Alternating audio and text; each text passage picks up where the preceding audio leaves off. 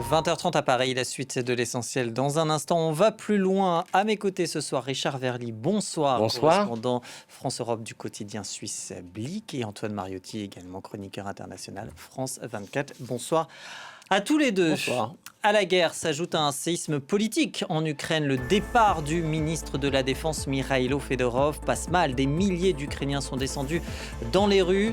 Image à Kiev, notamment. Volodymyr Zelensky a nommé pour le remplacer par intérim un responsable des renseignements, Yevgeny Kmara. Et c'est en Ukraine que Keir Starmer s'est rendu pour sa dernière visite à l'étranger en tant que Premier ministre britannique. Devenu impopulaire, il démissionne après 2 ans passés au 10 Downing Street. Il passera le flambeau à l'ancien maire du Grand Manchester, Andy Burnham.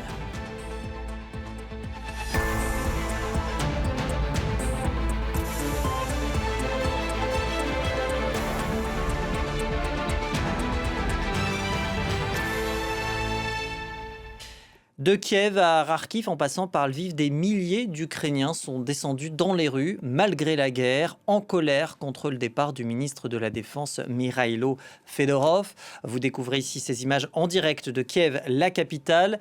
Mikhailo Fedorov, lui qui était en conflit avec le commandant en chef des armées, des fractures face auxquelles Volodymyr Zelensky est contraint d'appeler à l'unité.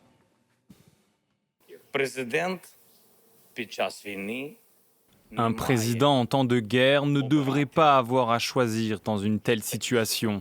Honnêtement, je souhaiterais vraiment l'unité. Les deux partis ne l'ont pas trouvé, et ce n'est pas seulement leur problème, c'est aussi le mien. Gulliver Crack, bonsoir. Vous êtes le correspondant de France 24 en Ukraine. On voit cette mobilisation, notamment dans les rues de Kiev, là encore ce soir. Elle montre à quel point Mikhailo Fedorov était populaire. Oui, il était extrêmement populaire. Il était perçu comme un jeune réformateur qui avait vraiment des projets et beaucoup d'énergie. Il n'a jamais été accusé de corruption. Et puis, depuis qu'il est ministre de la Défense, ça va mieux pour l'armée ukrainienne sur le front, ce qui n'est pas entièrement à cause de son action, mais un peu quand même aux yeux des Ukrainiens en tout cas, puisqu'il a fait couper l'accès au Starlink pour les forces russes et il a commencé en tout cas à mettre en place un meilleur système, plus transparent pour les achats d'armement. Et puis surtout, Alexander Sersky, lui, n'était pas populaire. Il est perçu comme un membre de la vieille garde qui protège les systèmes de corruption plutôt que d'essayer de lutter contre cela. Et puis surtout, je pense que les Ukrainiens voient en Volodymyr Zelensky une fâcheuse tendance de vouloir se débarrasser des personnes qui deviennent un peu trop populaires, comme s'il avait peur de rivalité politique. Alors justement, est-ce que ces manifestations, alors qu'on voit encore ces images depuis Kiev en direct, elles ont de quoi inquiéter le président ukrainien ? Je pense en tout cas qu'il y a de fortes chances pour qu'elle continue, puisque si on regarde ce qui est dit sur les réseaux sociaux et dans les médias ukrainiens, venant de toutes parts, des militaires, des commentateurs, de certains politiciens, cette décision est vraiment très fortement critiquée. The Kiev Independent, le journal en langue anglaise, mais très respecté à Kiev, a même dit que cette décision pourrait entraîner un retournement des fortunes de l'armée sur le front et la pendule pourrait commencer à basculer dans l'autre sens. Vous avez Mihailo Drapati, un général dans l'armée qui est extrêmement populaire, vu comme un successeur potentiel à Alexander Sersky, qui lui a pris le côté de Mikhailo Fedorov. Et puis surtout, Volodymyr Zelensky voulait au départ nommer Igor Klimenko, l'actuel ministre de l'Intérieur, à la place de Mikhailo Fedorov, ce qui avait un certain sens puisqu'il disait qu'il serait bien placé pour améliorer le recrutement militaire, là où Mikhailo Fedorov avait un peu échoué, puisque en étant ministre de l'Intérieur, il connaît le fonctionnement de la police, il a des idées en ce sens. C'est la raison que Volodymyr Zelensky avait avancé. Et bien finalement, Igor Klimenko a refusé ce poste. Je pense qu'il l'a fait en voyant combien Mikhailo Fedorov était populaire et il ne voulait pas faire partie d'une décision qui pourrait s'avérer dangereuse politiquement pour Volodymyr Zelensky, qui a maintenant l'air un petit peu étrange en nommant tout d'un coup Yevgeny Kmara, de qui il n'avait pas du tout parlé ce matin, pour succéder à Mikhailo Fedorov. On va voir qu'est-ce que cela va donner. Maintenant, le Parlement qui doit confirmer cette décision part en vacances, apparemment. Des manifestants que j'ai vus tout à l'heure disaient qu'ils n'étaient absolument pas d'accord pour que cette décision ne soit pas prise rapidement. Ils ne pouvaient pas attendre la fin de l'été pour voir qui serait ministre de la Défense. Merci beaucoup Gulliver Crack depuis l'Ukraine. Notre correspondant Antoine Mariotti, on a entendu Volodymyr Zelensky appeler à l'unité. Il peut difficilement se permettre de telles divisions en temps de guerre. Oui, évidemment. Alors déjà, c'est agréable pour aucun chef d'État et de gouvernement, même en temps de paix. Forcément, quand vous êtes en temps de guerre, vous espérez pouvoir vous concentrer sur ce genre de choses. Après, on peut estimer que c'est lui qui a provoqué cette situation qui provoque des tensions, tensions générationnelles aussi d'ailleurs. On voit même dans les manifestations une population plutôt jeune, à l'image de Fedorov, qui est donc le ministre de la Défense sortant, qui n'a que 35 ans, qui est donc assez populaire, qui est ministre depuis le mois de janvier. On n'est pas non plus sur une personnalité majeur depuis des années dans l'effort de guerre, maintenant qui est populaire en effet, même si et qui s'affronte avec ce général, ce chef de l'armée qui lui a 60 ans, qui est considéré comme étant très rigide, comme faisant un peu la guerre à l'ancienne, quitte à perdre trop d'hommes d'ailleurs sur le terrain. C'est un peu le reproche qui lui est parfois fait, même si Fedorov lui reconnaît d'avoir contribué à sauver le pays en 2022. Donc il y a aussi un certain respect là-dessus. Donc il ne s'agit pas de dire que ce chef de l'armée est complètement incompétent, mais il estime qu'ils avaient des visions différentes et qu'ils n'ont pas réussi à cohabiter. Et c'est peut-être ça aussi un problème, c'est-à-dire que d'un côté comme de l'autre, du ministre de la Défense et le chef d'état-major de l'armée sont censés arriver à trouver un chemin commun à un moment donné pour avancer. Maintenant, pour revenir sur la question sur est-ce que Volodymyr Zelensky peut se le permettre, il y a des manifestations, c'est évidemment caillou dans sa chaussure et ce n'est pas agréable. On n'est pas sur 50 000 personnes qui manifestent non plus, il y a 1 millier de personnes à Kiev, il y en a quelques centaines d'autres dans d'autres villes de l'Ukraine, donc c'est significatif, on est en temps de guerre, il faut le noter. Cela dit, je pense qu'il faut aussi raison garder, on n'est pas sur une marée humaine qui réclame que Fedorov prenne le pouvoir demain, donc il faut, oui, raison garder, comme dirait ma grand-mère. Richard Oui. Verly sur l'ampleur de ce mouvement. D'abord, je voudrais dire que ça prouve une chose. Alors, bien évidemment, ça complique la tâche à Volodymyr Zelensky. Ça révèle des luttes au sommet du pouvoir, mais c'est la démocratie qui fonctionne. Quelque part. Je veux dire, il y a une manifestation ou des manifestations de soutien, il y a des luttes entre factions. La démocratie, c'est aussi ça, même en temps de guerre. On a vu d'autres pays où en temps de guerre, des ministres de la Défense ont été limogés, des commandants en chef ont été limogés. Je dirais que c'est quand même ça la caractéristique d'une société ukrainienne qui est une société, je dirais, ouverte au débat, ouverte aux conflits politiques. Et de ce point de vue-là, je trouve que l'allocution de Volodymyr Zelensky l'assume. Il dit « je n'aurais pas voulu intervenir, ça n'aurait pas dû exister », mais en Ukraine, ça existe. Après, bien évidemment, la question qu'on se pose, c'est quels sont les dessous de cette rivalité entre un ministre réputé, jeune et du côté des incorruptibles, et un commandant en chef plus âgé et réputé être le tenant de la vieille garde. Qu'est-ce que ça cache ? Et je crois que c'est là où va être tout l'enjeu maintenant pour Volodymyr Zelensky, c'est de démontrer par la personne qu'il vient de nommer et lui-même par ses paroles que ça ne cache pas un nouveau, par exemple, scandale de corruption ou des cadavres qui sortiraient des placards, des cadavres au sens, bien sûr, politico-financier. D'autant que ça se fait dans la foulée de ce remaniement qui a été initié à la base dimanche et dont il n'a pas donné les raisons précises. Les raisons restent très floues. Ça a pris d'ailleurs de court beaucoup d'Ukrainiens. Il reste un flou, en effet. Le nouveau Premier ministre a été validé par le Parlement aujourd'hui. Sa composition, son équipe gouvernementale aussi. Alors, à l'exception du ministre de la Défense et le ministre des Affaires étrangères, parce que ce sont des prérogatives directes du président, comme l'a rappelé très justement Gulliver à Kiev, eh bien, le ministre de la Défense a été nommé, en tout cas par intérim.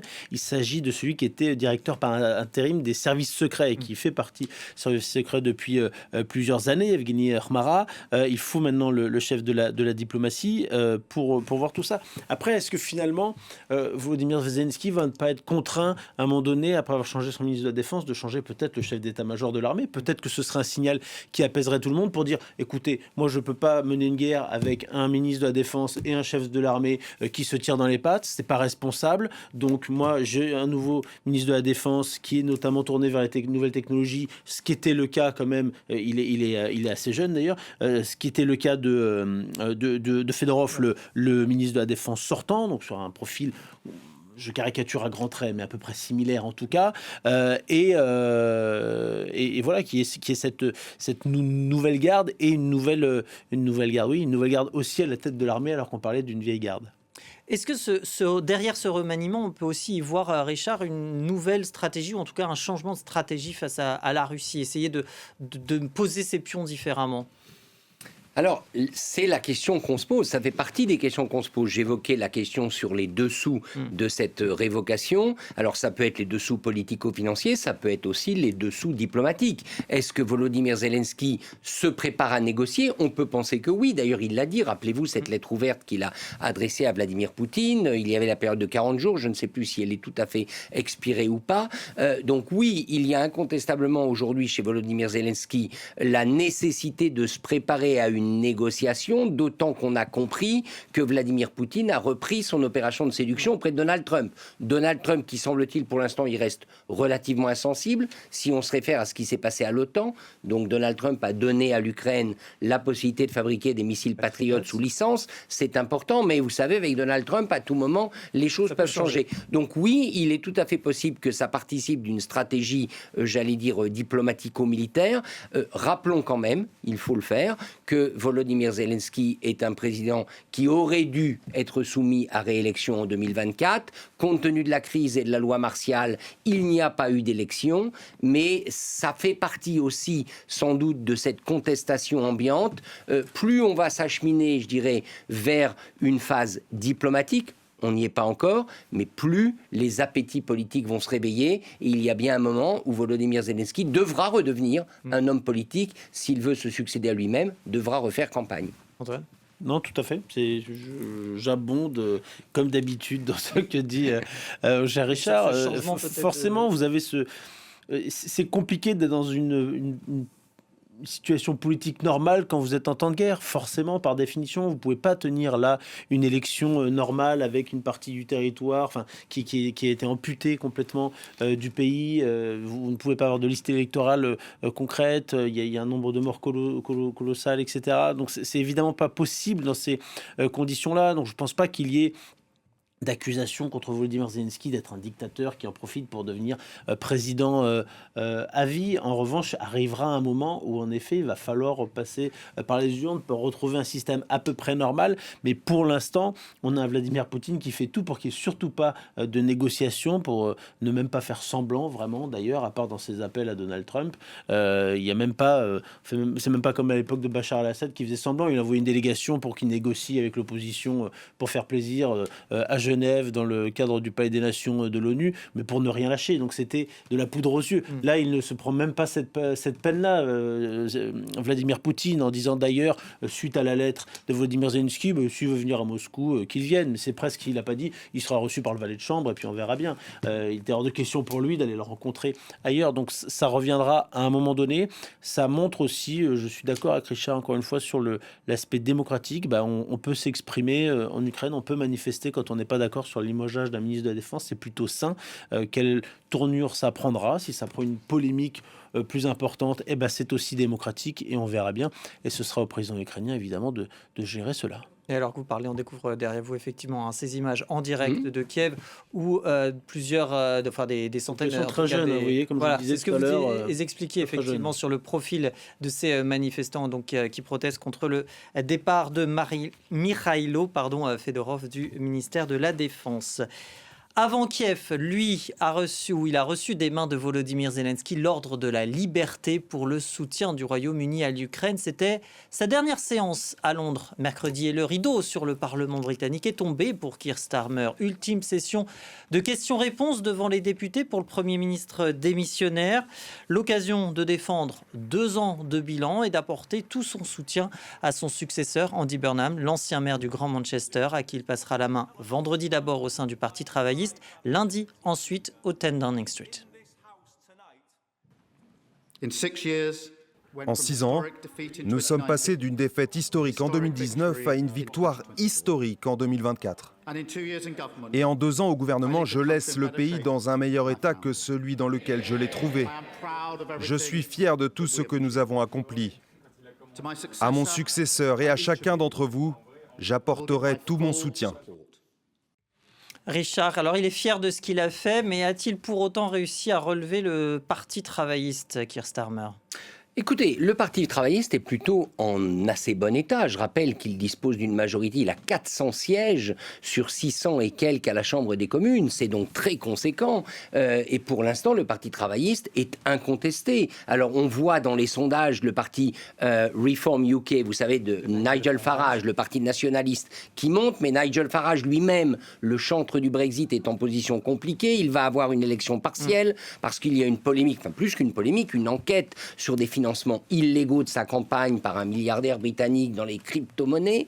Donc, le Parti travailliste est à la manœuvre. Là, il y avait au fond un problème de casting. C'est-à-dire que Keir Starmer n'a jamais réussi à établir son autorité au sein du parti. Il est apparu comme indécis, il est apparu surtout très contesté. Vous vous souvenez des manifestations sur le dossier de l'immigration.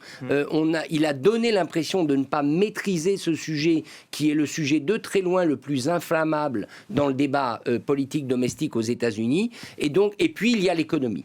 Et donc là, le Parti travailliste se tourne vers une figure, Andy Burnham, l'ancien maire du Grand Manchester, qui vient d'intégrer les communes, puisqu'au Royaume-Uni, rappelons-le, vous devez être député pour être membre du gouvernement ou bien Premier ministre. Et Andy Burnham, il a, sur ce plan, je dirais, un double atout. Le premier, c'est qu'il a su faire prospérer sa région, mais encore une fois, Manchester, ce n'est pas le Royaume-Uni. Et deuxièmement, il a toujours fait preuve, je dirais, d'une capacité, d'une empathie populaire plus grande que Keir Starmer. Au fond, le problème de Keir Starmer, on pourrait le résumer à une phrase, c'était un travailliste incontestable, mais qui ne savait pas parler au peuple.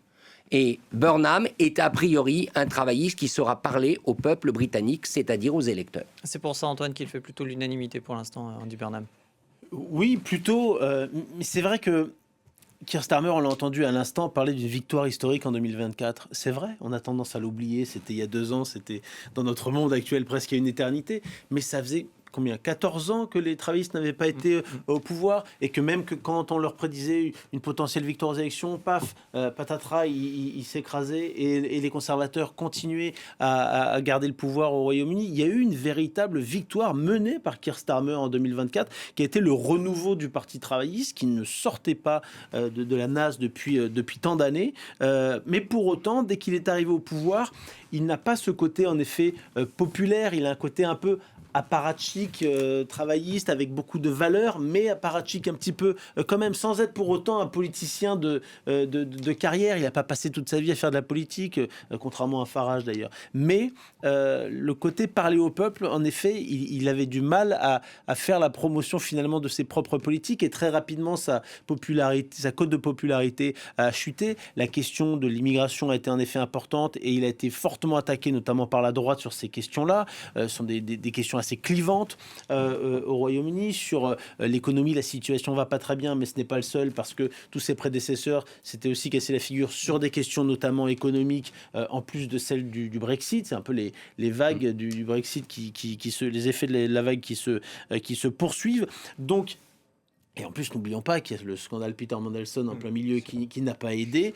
Donc cet ambassadeur britannique à Washington, nommé par Keir Starmer, alors qu'il est empêtré dans l'affaire Jeffrey Epstein, dont il était proche, ça n'a clairement pas aidé. Il était déjà impopulaire, c'était déjà compliqué, ça a été un peu un dernier clou dans le cercueil peut-être, mais en tout cas, de toute façon, ça devenait quand même difficilement tenable. C'est quelque chose que l'on ne sentait pas forcément à l'extérieur du Royaume-Uni, parce que depuis que Keir Starmer est arrivé au pouvoir, il faut quand même rappeler que le Royaume-Uni a retrouvé une certaine place diplomatique et militaire, notamment en Europe, s'est rapproché de l'Union européenne. Sur l'Ukraine, par exemple, sujet dont on vient de parler, il y a eu un tandem avec Emmanuel Macron, Starmer-Macron, où vraiment ils ont mené ensemble la coalition des volontaires. Ils ont été chercher ensemble un à un les pays pour qu'ils fassent partie de cette coalition des volontaires, qui s'est encore réunie le 13 juillet à Paris, pour pousser davantage à l'armement et au soutien de l'Ukraine et de Volodymyr Zelensky, pour garder Donald Trump à bord. Donc il y a eu un vrai tandem. Et moi, je me rappelle avoir parlé à notamment un ancien Premier ministre français qui me disait, avant Keir Starmer, il me dit: c'est terrible, les Britanniques, leur voix ne pèse plus rien. On parle des Britanniques quand même, de Londres. Et leur voix, sur la scène diplomatique, ça ne pesait plus, il faut s'en rappeler, après le Brexit. Et lui a quand même réussi ça. Maintenant, ça ne suffit pas. On ne remporte pas des élections en étant bon à l'international, si on estime qu'il a été bon. Mais sur la scène intérieure, c'est ce qui est le plus important. Il a su redorer le blason diplomatique de Londres, du Royaume-Uni, Keir Starmer. Oui, je crois que c'est juste ce qui vient d'être dit. Mais écoutez, il a su faire trois choses qui n'étaient pas si simples. D'abord, il a su prendre ses distances avec Donald Trump. Quand vous êtes Premier ministre du Royaume-Uni, avouez que ce n'est pas simple. Et d'ailleurs, Trump et les siens, Elon Musk, J.D. Vance, ont tiré à boulet rouge sur les réseaux sociaux, sur Keir Starmer et notamment sa politique en matière d'immigration. Donc il a tenu bon. Or, quand vous êtes Premier ministre britannique, je le répète, vous êtes normalement le meilleur allié européen des États-Unis. Ensuite, le deuxième élément, là où il a réussi, c'est l'Ukraine. Et ce n'est pas un hasard si sa dernière visite est pour l'Ukraine. Il a, de ce point de vue, perpétué ce qui s'est fait avec Boris Johnson dès le début. Rappelons que Boris Johnson, l'ancien Premier ministre conservateur, avait été fermement, dès le début, aux côtés de Volodymyr Zelensky. Keir Starmer n'a pas lâché. Il n'a pas, je dirais, laissé prise aux sirènes pacifistes qui existent au sein du Parti travailliste et notamment au sein d'une partie de l'électorat populaire. Et puis la troisième chose qu'il a bien réussi, c'est l'Europe, à négocier au fond cette queue de comète du Brexit. Le Brexit reste au fond l'énorme boulet derrière tout ce qui se passe. C'est la Grande-Bretagne ne s'est pas remise du Brexit. Malgré le fait que ça fasse 10 ans. Absolument. Donc il a quand même réussi à solder un certain nombre de comptes. Là, par contre, où il a échoué, c'est la question de l'autorité. Et puis, il apparaît l'affaire Peter Mandelson. On le voit à l'écran, on l'a vu tout à l'heure avec Peter Mandelson. Il apparaît comme étant un peu l'otage d'une certaine classe politique travailliste héritée de Tony Blair. Et au fond, c'est un peu le fantôme des années Blair qui l'a rattrapé avec Burnham. A priori, ce sera une page qui se tournera. Finalement, si cette page se tourne bien pour les travaillistes, eh bien, Starmer, il aura fait le job.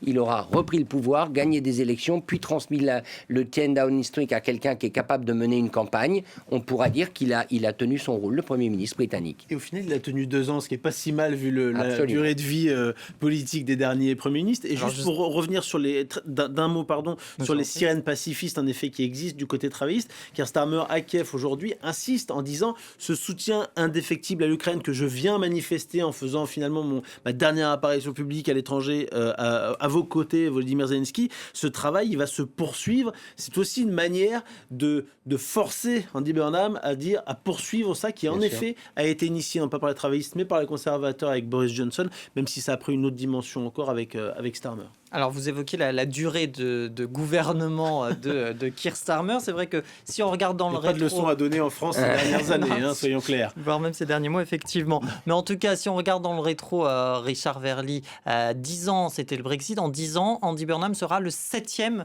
Premier ministre. Ça dit quoi de la fragilité, finalement, de la vie politique, peut-être même de la démocratie britannique, d'une certaine manière ? Alors, je ne crois pas, c'est pas mon avis. Je ne pense pas qu'il y ait une fragilité démocratique. Il y a l'apparition d'un nouveau pôle national populiste, mais ça, c'est partout en Europe. Le Royaume-Uni, finalement, est à l'unisson des pays européens. Vous avez aujourd'hui un tiers de la population qui votera ou qui dit être prête à voter pour un parti national populiste. Dans ce cas-là, c'est le parti de Nigel Farage, Reform UK. Et même au-delà de l'Europe, d'ailleurs. Voilà, mais je ne crois pas que ce soit un problème démocratique. C'est simplement que le Brexit a eu une ampleur dans tous les domaines qui avaient été insoupçonnés, ou plutôt mal évalués. Et surtout, il a fallu, après le Brexit, se rendre compte que toutes les promesses faites, et c'est là où il y a une crise politique. Parce que la crise du Brexit a permis à un certain nombre de ténors politiques, dont Boris Johnson, dont Nigel Farage, de répandre des fake news, comme dirait Donald Trump dans le débat public. Rappelez-vous sur le fait que le Brexit, le fait de divorcer avec l'Union européenne, permettrait de redresser le système de santé britannique. Entre autres, eh bien, toutes ces fake news, il a fallu les gérer. Eh bien, elles ont coûté très cher aux conservateurs et elles continuent de coûter cher au gouvernement travailliste parce qu'en réalité, on a mis dans la tête des Britanniques des mensonges et maintenant, chaque chef de gouvernement se retrouve aux prises avec l'effet de ces mensonges. Sur cette montée en puissance, effectivement, de l'extrême droite qui regarde tout ça, évidemment, de très près avec cette montée en puissance, notamment de Nigel Farage. Je voudrais qu'on évoque cette élection partielle. Vous l'évoquiez, Richard Verly, c'est à Clacton-on-Sea dans le sud. Et il a pour rival, juste pour la petite loufoquerie, si vous me permettez ce néologisme, Binface, j'arrive même pas à prononcer, ce candidat qui a une tête... Tester mon anglais, c'est ça. Ce candidat qui a une tête de poubelle, ce n'est pas une blague, c'est loufoque, mais c'est réel. Je ne sais pas si on va pouvoir voir l'image de ce Binface, avec ce casque et cette cape argentée, ça va arriver. Le voilà sur la gauche. Au-delà de la petite blague, ça dit quand même... là encore, quel message est envoyé quand on voit qu'en face, on a quand même Nigel Farage qui est qui est le leader de l'extrême droite de Reform UK, et en face, on a cette poubelle, en tout cas ce casque de poubelle. Antoine, elle est pour vous la question. Alors merci pour la patate chaude. Non, mais c'est assez dramatique. Nigel Farage, il faut quand même se rappeler qu'il était un peu dans les limbes après le Brexit. On l'avait oublié, il avait un peu disparu. Aujourd'hui, il revient. Quand on parle en effet de conséquences du Brexit qui avaient été sous-estimées, etc. Mais pour revenir aux fake news, elles ont été cachées par les conservateurs qui étaient au pouvoir, David Cameron était Premier ministre, par Nigel Farage. Il nous faisait croire que ça allait être l'Eldorado de quitter l'Union européenne. Ils ont bien vu à quel point c'était compliqué. L'économie aujourd'hui britannique a d'énormes difficultés. Il y a une valse des premiers ministres parce qu'ils n'arrivent pas à avoir finalement à redresser la barre, et que du coup, et c'est pour ça que je suis assez d'accord sur le fait que la démocratie fonctionne bien. Ça ne nous convient pas. Eh bien, il y a une nouvelle tête qui arrive pour diriger le pays. Donc c'est assez démocratique. Alors celle-là de nouvelle tête, je suis pas sûr qu'elle arrive jusqu'à Downing Street. Je sais pas s'il faut en rire ou en pleurer, mais en tout cas, il y a une situation qui est compliquée, et juste, je me permets de rebondir sur Andy Burnham, qui a été maire du Grand Manchester de 2017 à 2026, qui y a insufflé un dynamisme, qui a réussi, mais là il s'agit d'un pays, il ne s'agit pas de Manchester uniquement, qu'à Manchester certains n'hésitent pas à dire, à nuancer, à dire très bien, mais il était patron de la métropole, il y avait quand même 10 autres maires à ses côtés de communes, et qui avaient une voix vraiment importante. Il était comme un analyste cité dans l'AFP expliquait que finalement c'était le capitaine de l'équipe, mais c'était une véritable équipe avec chacun avec une voix et pas plus, et qu'il est arrivé un peu au bon moment, au bon endroit. Donc il faudra voir maintenant, quand on tient les rênes du Royaume-Uni, c'est autre chose qu'une ville ou qu'une métropole, même si je ne sous-estime pas la difficulté de la tâche, mais ce n'est pas évident. Donc aujourd'hui, on disait tout à l'heure, il fait l'unanimité chez les travaillistes parce qu'il faut arriver à avoir un candidat unique finalement, et ils ont réussi à ça, après avoir bien scié la branche de Starmer, à dire bon ok, on arrive à se regrouper tous derrière un candidat, les autres concrètement n'ont pas existé ou se sont retirés. C'est important. Maintenant, il est populaire aujourd'hui chez les travaillistes. Rappelons que Keir Starmer l'était très populaire il y a 2 ans. Qu'est-ce que ça va donner dans 3 mois, dans 6 mois, dans 9 mois, quand il va devoir gérer l'économie entière britannique? Là, l'heure de vérité va approcher. Avec cette prise de fonction donc qui est prévue pour lundi. Merci Antoine Mariotti, merci Richard Verly pour cette On va plus loin, le dernier de la saison.